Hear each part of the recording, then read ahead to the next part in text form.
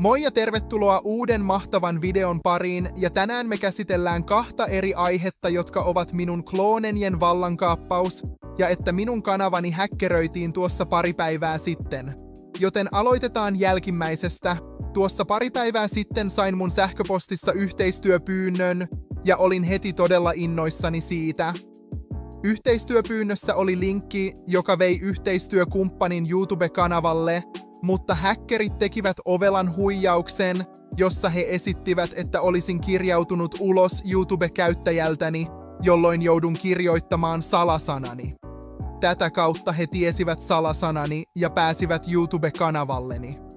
Olen yrittänyt palauttaa kanavaa, mutta se ei ole ainakaan toistaiseksi toiminut, siihen asti käytän tätä kanavaa.